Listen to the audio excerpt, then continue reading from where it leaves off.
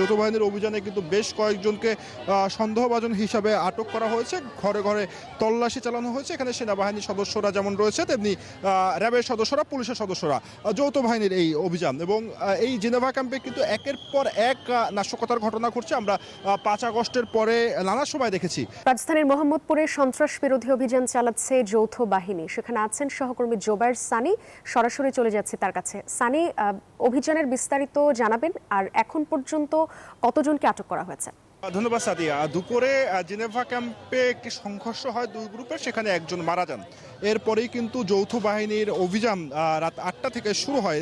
আমার পেছনে দেখতে পাচ্ছেন যে যৌথ বাহিনীর অভিযানে কিন্তু বেশ কয়েকজনকে সন্দেহভাজন হিসাবে আটক করা হয়েছে। ঘরে ঘরে তল্লাশি চালানো হয়েছে। এখানে সেনাবাহিনীর সদস্যরা যেমন রয়েছে তেমনি র্যাবের সদস্যরা, পুলিশের সদস্যরা, যৌথ বাহিনীর এই অভিযান এবং এই জেনেভা ক্যাম্পে কিন্তু একের পর এক নাশকতার ঘটনা ঘটছে। আমরা 5 আগস্টের পরে নানা সময় দেখেছি এবং আজকের দুপুরে সংঘর্ষে একজন নিহত হওয়ার পরে সেই সময় কিন্তু পুলিশ দুজনকে আটক করে এবং পুলিশ তারপরে অভিযানে আরও দুজনকে আটক করে। এখন আটকের সংখ্যাটা আসলে নিশ্চিতভাবে স্বাস্থ্যকর অল টাইম হানিকম, সব সময় অল টাইম হেলদি লাইফ বলা যাচ্ছে না, কিন্তু সেই সংখ্যাটি 10-এর অধিক এবং সেখানে কিন্তু আমরা দেখেছি যে সেনার সদস্যরা এবং একই সঙ্গে র্যাবের সদস্যরা তারা কিন্তু বিভিন্ন ঘরে তল্লাশি চালিয়েছেন, কারণ এই জেনেভা ক্যাম্প কিন্তু একটি সন্ত্রাসী প্রবণ এলাকা, যেটি আমরা বিভিন্ন সময় দেখেছি। এখানে মাদকের একটি বড় চক্র রয়েছে এবং সে কারণে কিন্তু এখানে এই